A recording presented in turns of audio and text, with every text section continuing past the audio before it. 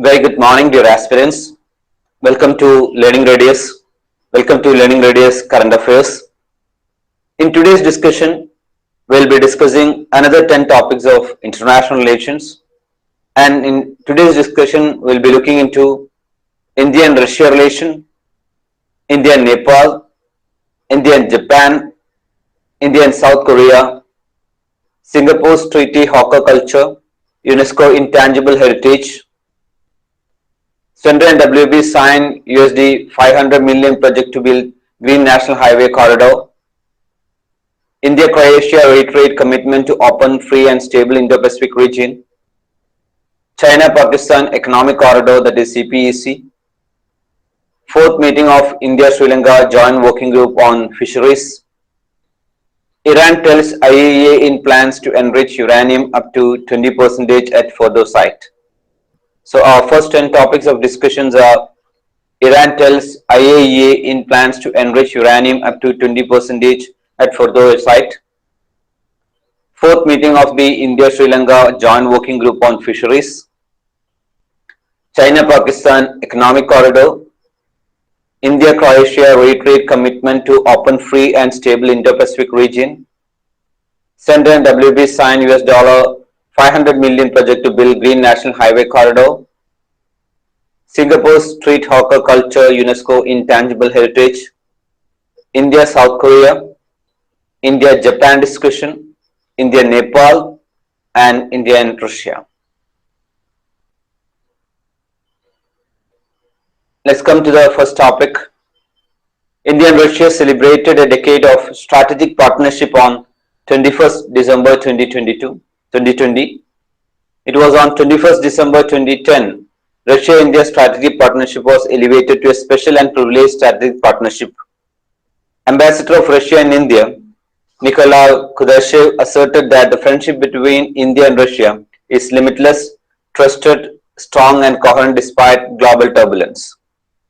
Defense cooperation between the two nations have moved towards co-development and co-production of equipment and ancillary devices.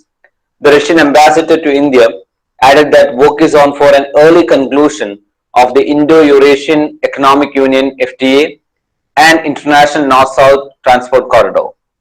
So that's the discussion between India and Russia. India and Russia celebrated a decade of strategic partnership.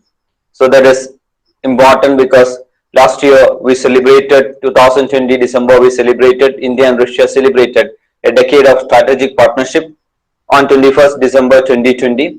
It was on 21st December 2010, Russia-India strategic partnership was elevated to a special and privileged strategic partnership. Defense cooperation between the two nations have moved towards co-development and cooperation, co-production of equipment and ancillary devices. So in detail, there should be clarity. What is India-Russia defense cooperation? In our earlier videos, we discussed in detail the Russia-India defense cooperation as such. The Russian ambassador to India added that work is on for an early conclusion of Indo-Eurasian Economic Union (FTA) and the International North-South Transport Corridor. So India-Russia relationship, at the same time India-Russia defense cooperation, and the details of India-Russia defense cooperation should be there in your mind. Next discussion is India-Nepal. A webinar and expo between India and Nepal was organized under the aegis of Department of Defense Protection, Ministry of Defense through SIDM. The theme of the webinar was exploring synergies and strengthening defense cooperation with Nepal. So a webinar and expo between India and Nepal was organized under the aegis of Department of Defense Protection, Ministry of Defense through SIDM. Now, the theme of the webinar was exploring synergies and strengthening defense cooperation with Nepal. This webinar is a part of Aero India 21 series of webinars which are being organized to boost defense cooperation and engagement with friendly foreign countries and achieve defense export target of $5 billion in the next 5 years. So, the webinar is a part of the Aero India 21 series of webinars which are being organized to boost defense cooperation and engagements with friendly foreign countries and achieve defense export target of $5 billion in the next 5 years. So Aero India 21, that is significant. and both sides envisaged close, cordial, and multidimensional relationship between the two nations, which is based on goodwill, mutual respect, and appreciation of each other's aspiration and sensitivities. In accordance with the neighborhood first policy of the government, India remains a committed development partner for a stable, prosperous, and peaceful Nepal.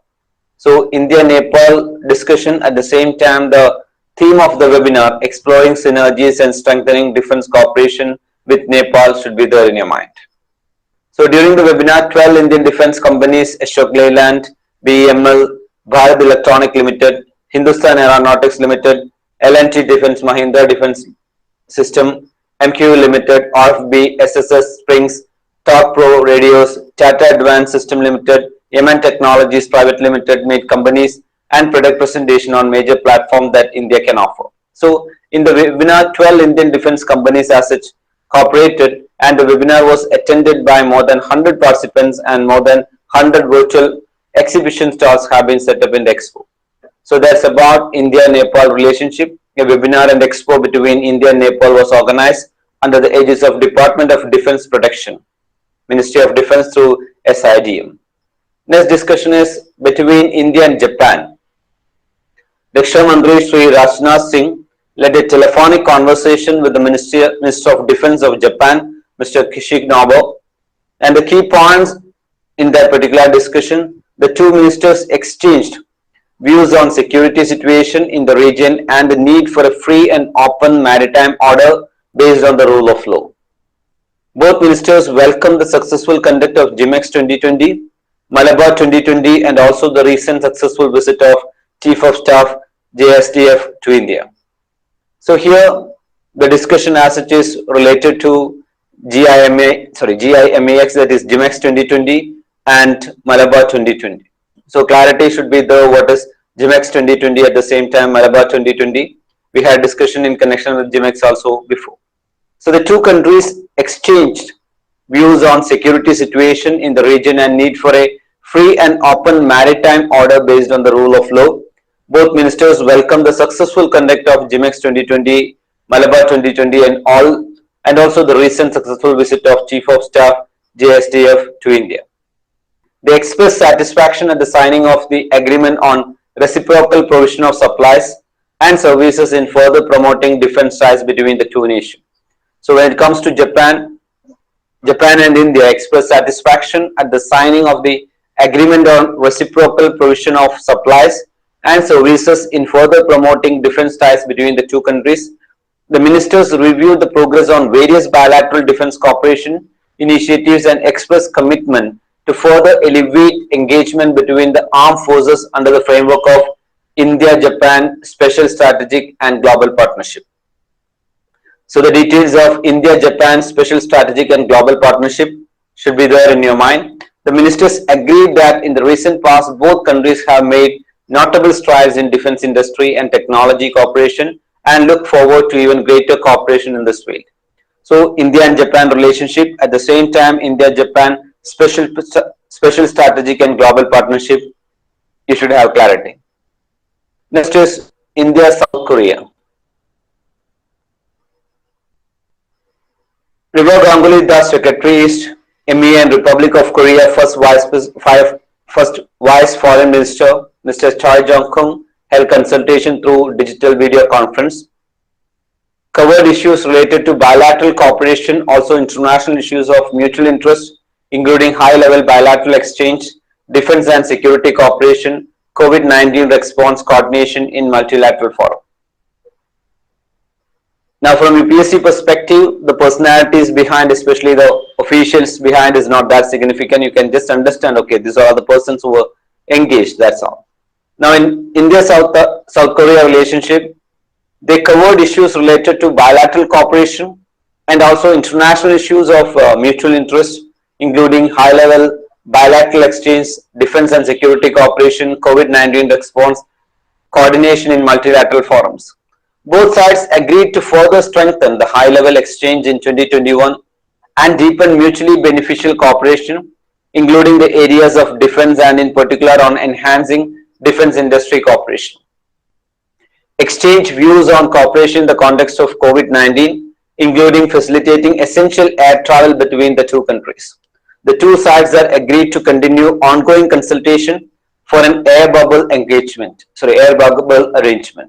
So India and South Korea agreed to further strengthen the high-level exchange in 2021 and deepen mutually beneficial cooperation, including the areas of defense and in particular on enhancing defense industry cooperation.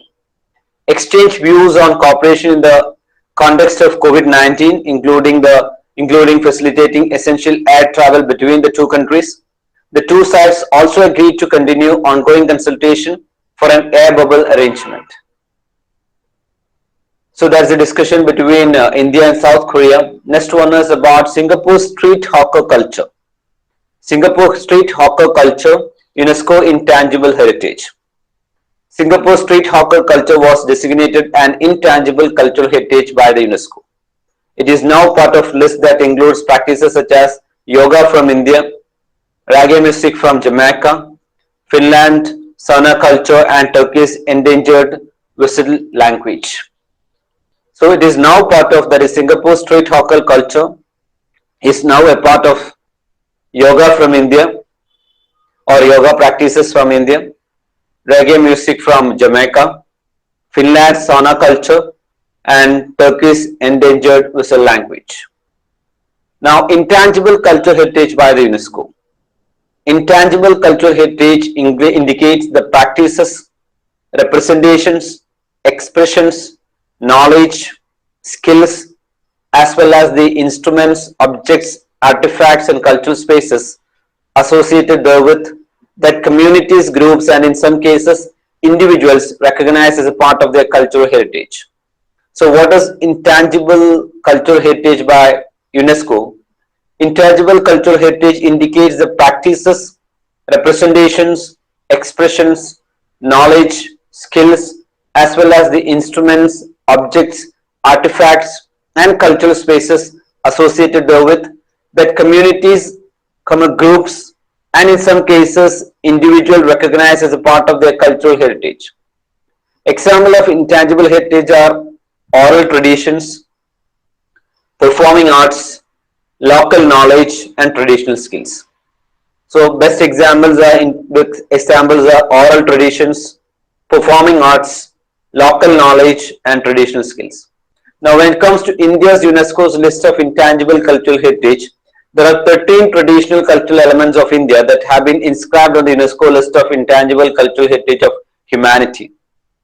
That is Vedic chanting, Kodiyatam, that is Sanskrit theatre, then Raman, a religious festival and ritual theatre of Garhwal, Mudiyettu, that is a ritual theatre and dance drama of Kerala, then Ramalila, the traditional performance of Ramayana, Kalbelia folk songs and dances from Rajasthan, Chow dance in Jharkhand, West Bengal and Odisha, Buddhist chanting of Ladakh, recitation of sacred Buddhist texts in Himalayan Ladakh region, Sankirtana is ritual singing, drumming and dancing of Manipur, traditional brass and copper craft of utensils making among the Katyas of Jandiala Guru in Punjab, yoga, Navras and Kumbh Mela. So these are the most significant intangible cultural heritage, that is right from the top. It is Vedic chanting, Kodiyatam, Raman, Mudiyettu, Ramalila, Kalbelia folk songs and dances, Chahu dance, Buddhist chanting of Ladakh, Sankirtana, traditional brass and copper craft of utensils making, yoga, Navras and Kumbh Mela. Next one is Central and World Bank. Central and World Bank signed $500 million project to build Green National Highway Corridor. The Government of India and the World Bank inked $500 million project to build safe and green national highway corridors in the state of Rajasthan, Himachal Pradesh, Uttar Pradesh and Andhra Pradesh. The project will also enhance capacity of the Ministry of Road Transport and Highways in mainstreaming safety and green technologies. So Government of India and the World Bank inked $500 million project to build safe and green national highway corridors in the states of Rajasthan, Himachal Pradesh, Uttar Pradesh and Andhra Pradesh. The Green National Highway Corridor project will support MORTH to construct 783-kilometer highways in various geographies by integrating safe and green technology designs such as local and marginal material, industrial byproducts, and other bioengineering solutions. The project will help reduce greenhouse gas emission in the construction and maintenance of highways. So it is very clear the Government of India and the World Bank inked $500 million project to build safe and green national highway corridors in the states of Rajasthan, Himachal Pradesh, Uttar Pradesh, and Andhra Pradesh. And the project will also enhance the capacity of Ministry of Road Transport and Highways in mainstream safety and green technology. So this Green National Highway Corridors project will support the Ministry of Road Transport and Highway to construct 783-kilometer highway in various geographies by integrating safe and green technology. Now that's a discussion about. Next is India-Croatia reiterate commitment to open, free and stable Indo-Pacific region. A virtual interaction was held between the Minister of State for External Affairs V. Muralidharan and Croatian State Secretary for Political Affairs Frano Matusic. Both sides exchanged views on developments in the Indo-Pacific region and have reiterated their commitment to an open, free and stable Indo-Pacific region. So India and Croatia reiterate commitment to open, free and stable Indo-Pacific region, and both sides exchanged views on development in the Indo-Pacific region and have reiterated their commitment to open, free and stable Indo-Pacific region. The meeting set a broad-based agenda for mutual cooperation in 2021, which will provide substances for celebration of 3 decades of establishment of diplomatic relationship between the two countries in 2022. India's 2 years non-permanent membership of United Nations Security Council starting from 1st January 2021 and Croatia's strong active role in the European Union were recognized as important platforms for mutual cooperation to pursue common and convergent agendas on issues of global importance such as climate change, counter-terrorism, global health issues, and multilateral norms making for global commons such as cyberspace, maritime domain, and outer space. So this is about India-Croatia relationship. At the same time, the two countries also discussed the need for developing a multi-layered digital partnership with emphasis on corporate partnership, startup engagement, cyber R&D, talent and skill human resource cooperation, cyber security, cyber infrastructure. They welcome the initial event in the area of startup engagement of two sides which were organized in this month. Next discussion is about China-Pakistan Economic Corridor. China defends progress of Pakistan corridor and rejects reports of seeking additional guarantees from Islamabad before sanctioning a loan for CPEC. So China-Pakistan Economic Corridor, that is CPEC. China defends progress of Pakistan corridor and reject reports of seeking additional guarantees from Islamabad before sanctioning a loan for CPEC. CPEC is in discussion for a long time. China-Pakistan Economic Corridor. The China-Pakistan Economic Corridor is a collection of infrastructure projects worth around $46 billion meant to deepen economic ties between China and Pakistan. So here China defends progress of Pakistan corridor and reject reports of seeking additional guarantee from Islamabad before sanctioning a loan for CPEC. So that is the news behind. Now we should have an idea what is China-Pakistan Economic Corridor as such. So the CPEC will connect China's largest province Xinjiang with Pakistan Ghadar port in Balochistan. It was launched in 2015 and passes through Pakistan, occupied Kashmir and Balochistan, both of which are home to a long-running insurgency.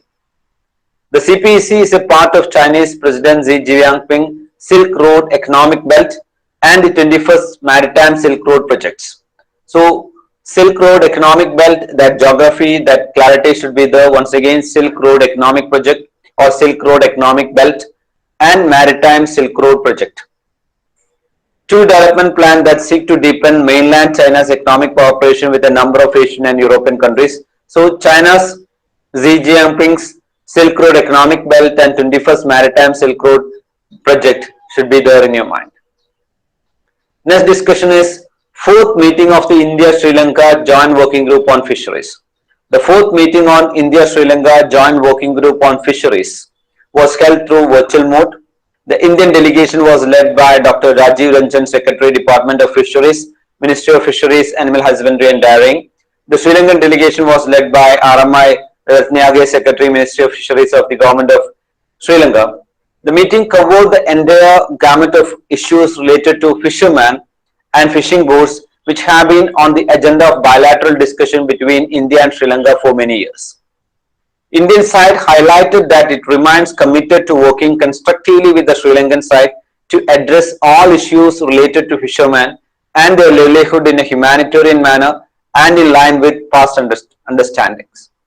Referring to the recent apprehension of 40 fishermen and 6 boats by Sri Lankan Navy, the leader of the Indian delegation called on the Sri Lankan side to ensure their early release until such time to provide necessary facilitation, including consular access and necessary assistance.